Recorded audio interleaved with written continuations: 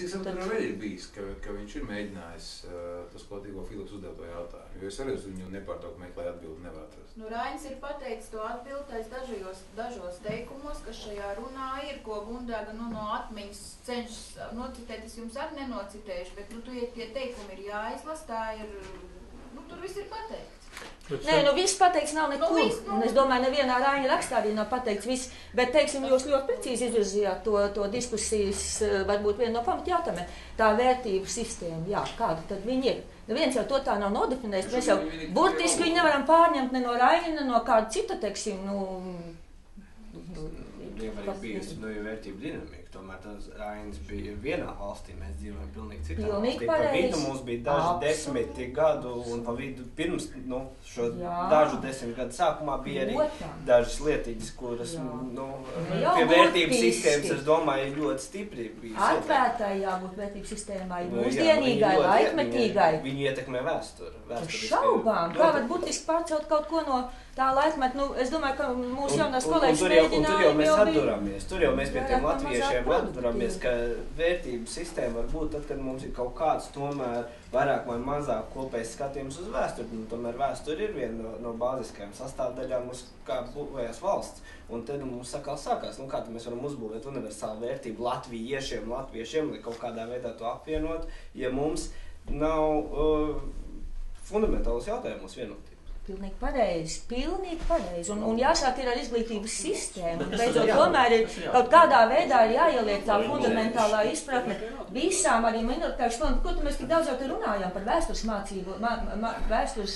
Mums vajag latviešu valodu, varbūt tā kā bija tā iniciatīva, ar varu, teiksim, piespiest, lai visi mācās. Jūs saprotiet, atgriežot, es gribētu ļoti uzteikt autori, Indes ļoti pareizi, es domāju, jo definēja to, ko Rainis visu laiku mēģināja potēt, un es skatos, ka tas vienkārši ir bijis, es neesmu Raina Dailāts speciālists, ne pavisam, to es arī iepriekš teicu, pirms es nāku šeit, bet tas par šo atbildību un tomēr pašapziņu. Jo viņš tomēr saka, ka tev jābūt pašapziņai, lai tu varētu runāt, jo atkal apskatāmies uz šo valodas jautājumu, mums risinājums, tad uzspiedīsim viņiem. Nē, tas ir jautājums. Tieši tā, kāpēc jāuzspied? Tieši tā.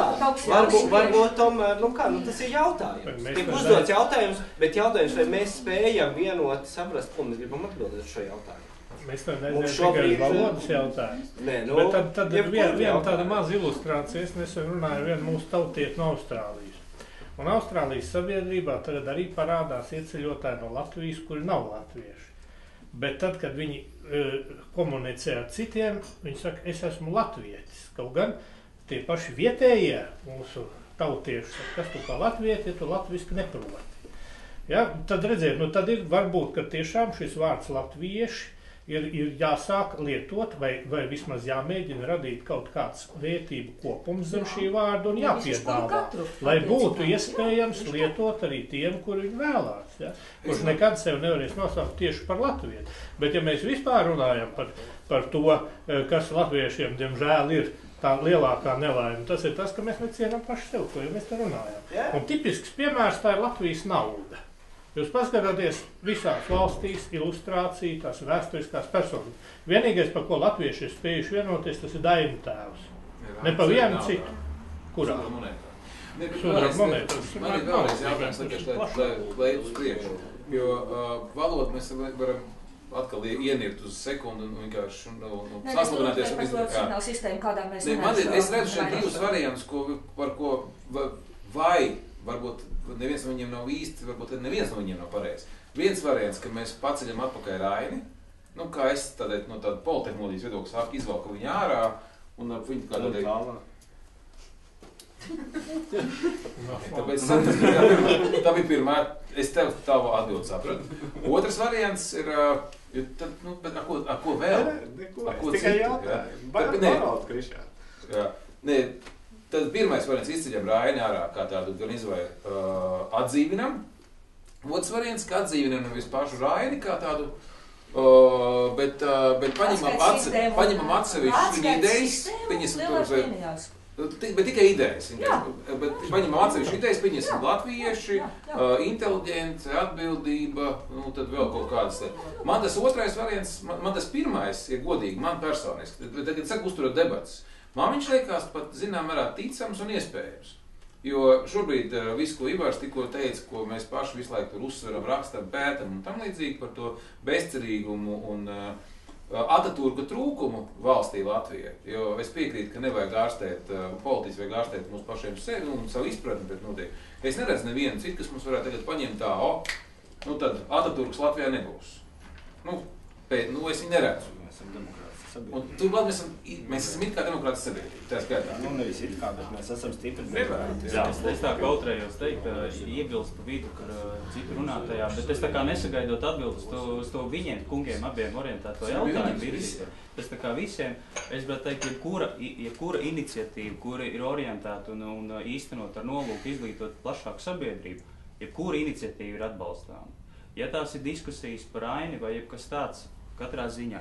Jo tas ir tas arī, ko Ivars būtībā teica, šobrīd jau nav runa tikai par kaut kādu vienu atsevišķu jautājumu, bet būtībā ir runa par sabiedrisko saišu atjaunošanu, par sabiedrības atjaunošanu.